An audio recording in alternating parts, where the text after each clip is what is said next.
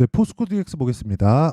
포스코 DX가 계속해서 좋지 못한 움직임을 보이고 있습니다. 결과부터 말씀드릴게요. 여기서 추가적으로 떨어져도 10% 내외 정도의 하락폭이 남아있다. 여기서 굳이 매도할 필요가 없다. 혹시라도 내가 고가에 물려 있다면 추가적으로 매수할 수 있는 타점을 잡자. 그게 핵심입니다. 왜 그런지에 대해서는 이야기를 드릴게요.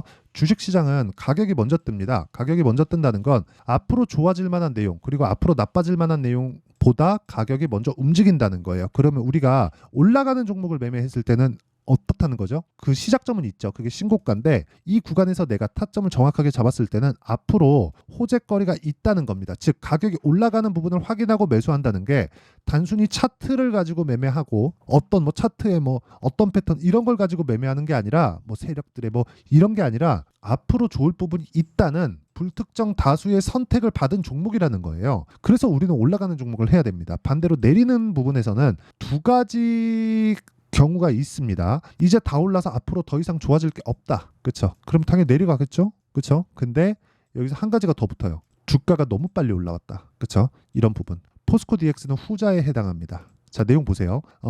앞으로 좋아질 만한 내용, 스마트 팩토리, AI, 지금 AI 쪽에 서버가 얼마나 늘어납니까? AI 쪽에 지금 서버에서 진행하고 있는 건 LLM이에요.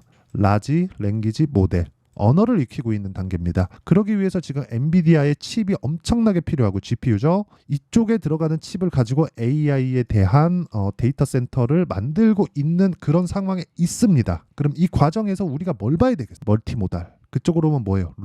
로봇이 어디 들어가요? 스마트 팩토리. 그리고 이제 앞으로 진행이 되면서 우리의 일상 속으로 하나씩 파고들겠죠. 이런 부분에 대한 내용을 제가 이야기를 드리는 겁니다. 주식시장은 이런 미래 가치를 반영하기 때문에 올라갈 때는 굉장히 빠르다. 왜? 아직 벌어지지 않은 일이니까. 어디까지 올라갈지 그 사업성이 어느 정도 될지를 누구도 모르잖아요. 하지만 내려가는 구간에서는 두 가지 이유가 있는데 나빠지는 부분을 먼저 반영하는 내용도 있지만 그것보다 더 중요한 게 먼저 올라간 종목들 실적이 들 올라왔기 때문에 실적과 가격의 괴리가 발생하고 그 괴리를 채우는 과정에서 나오는 조정, 이런 과정에서 왜곡돼 있는 상황, 즉 반도체 쪽에 굉장히 강하게 되면 반도체 쪽에 요즘에 재료가 너무 좋다 보니까 이쪽으로 수급이 쏠리다 보니까 로봇이나 포스코 DX나 이쪽에 대한 부분을 약간 조금 등한시하는 그런 상황이다. 근데 지금은 추가적으로 하락할 폭이 10% 내외 정도밖에 남지 않았기 때문에 이런 구간에서 타점을 잡는 게 중요하다. 자, 이렇게 보셔야 됩니다. 포스코 DX, 스마트 팩토리 이런 쪽이잖아요.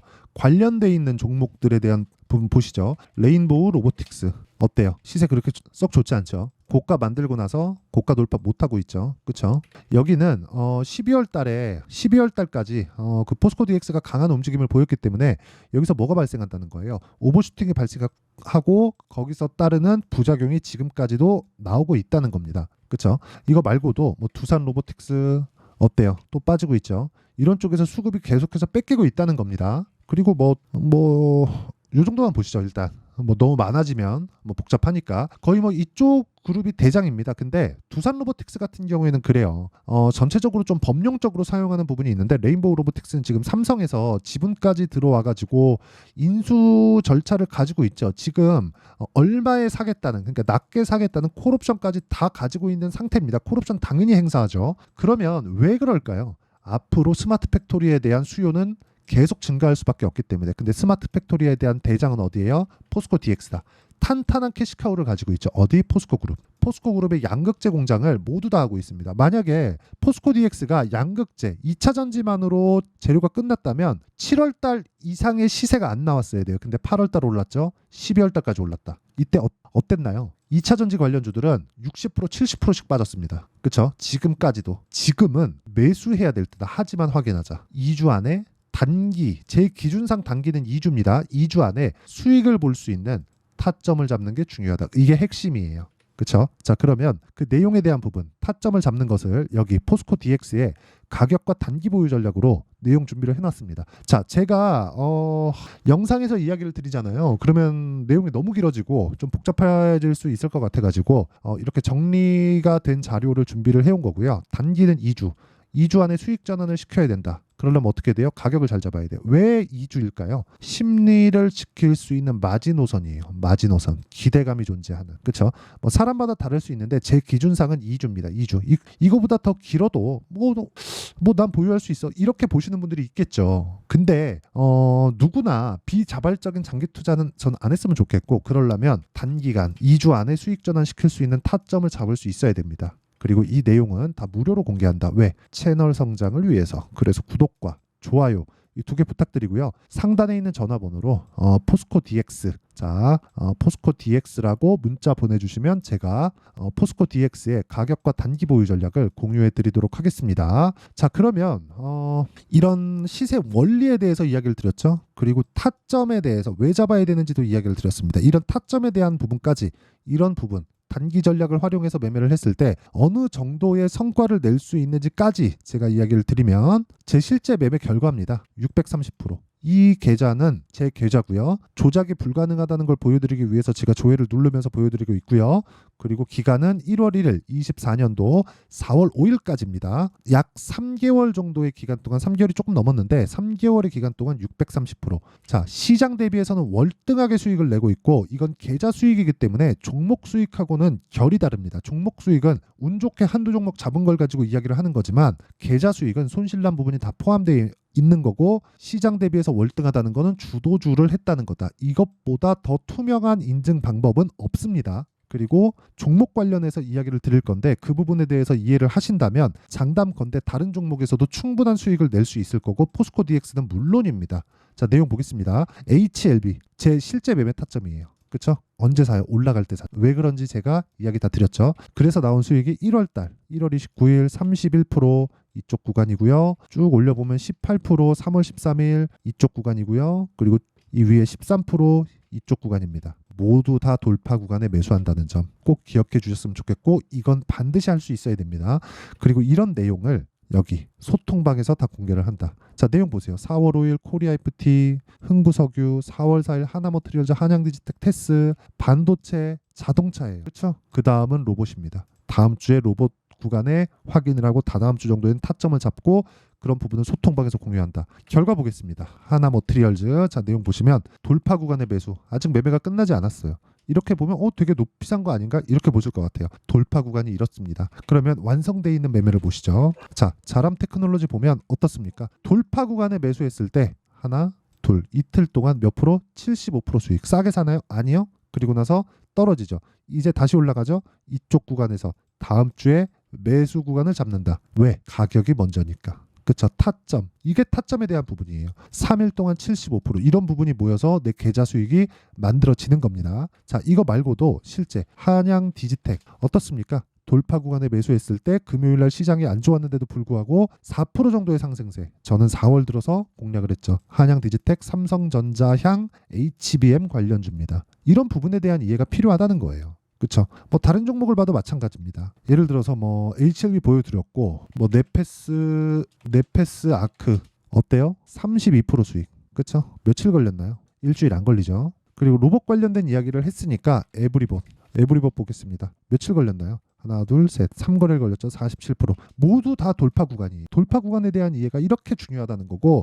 이런 부분에 대한 이해가 되어 있었을 때 나만의 수익 모델이 만들어집니다. 내가 이런 나만의 수익 모델이 없고 가격대에 대해서 잘 모르겠으면 소통방으로 들어오시면 되고요. 소통방은 다 무료 진행합니다. 그래서 구독과 좋아요 이 두 가지 부탁드리고요. 상단에 있는 전화번호로 소통이라고 문자 보내주시면 제가 소통방 입장 링크를 순차적으로 공유를 해드리도록 하겠습니다. 가장 중요한 건 가격입니다. 와서 배우세요. 주식 혼자 하는 거 아니에요. 자, 그러면 내용 정리 한번 할게요.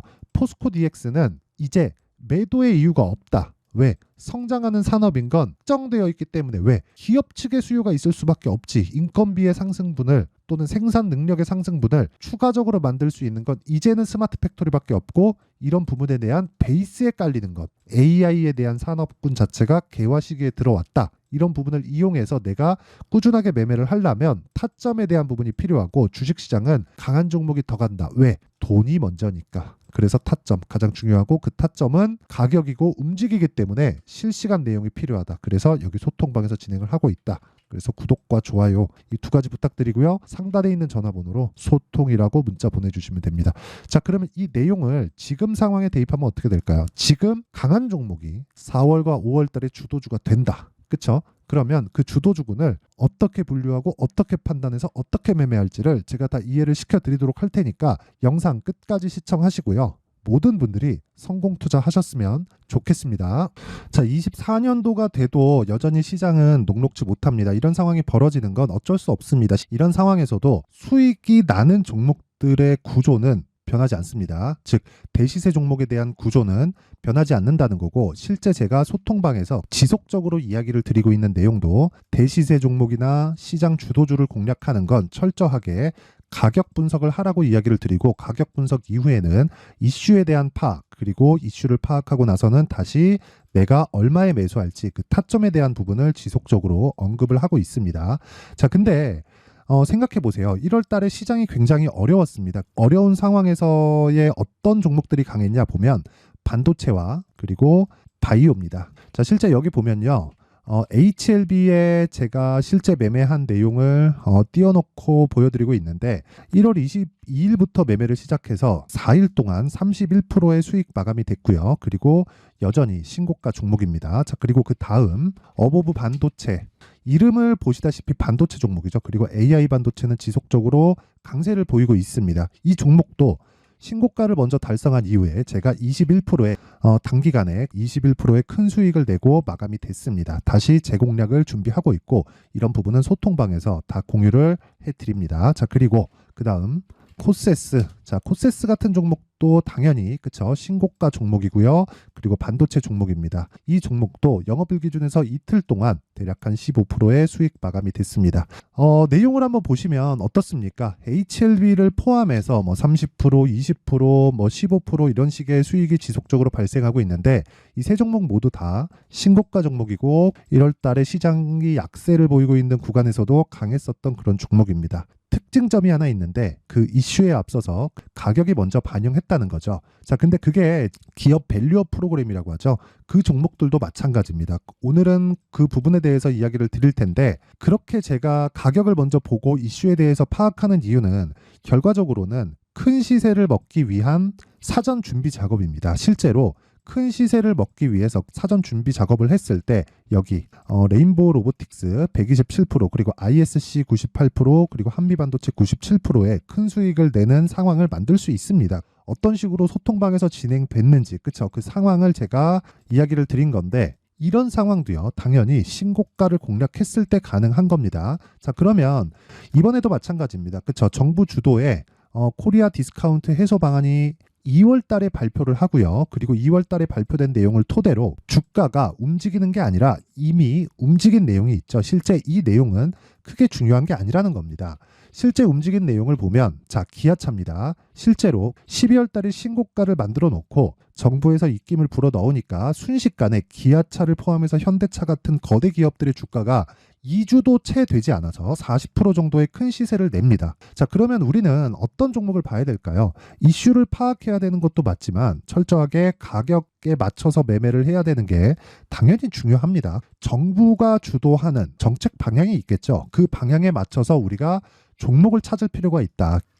자, 그러면 답이 나왔습니다. 정부가 주도하는 방향에 맞춰서 제2의 기아차를 찾는 게 지금은 중요하다. 근데 정부 정책의 방향에 맞게 가자.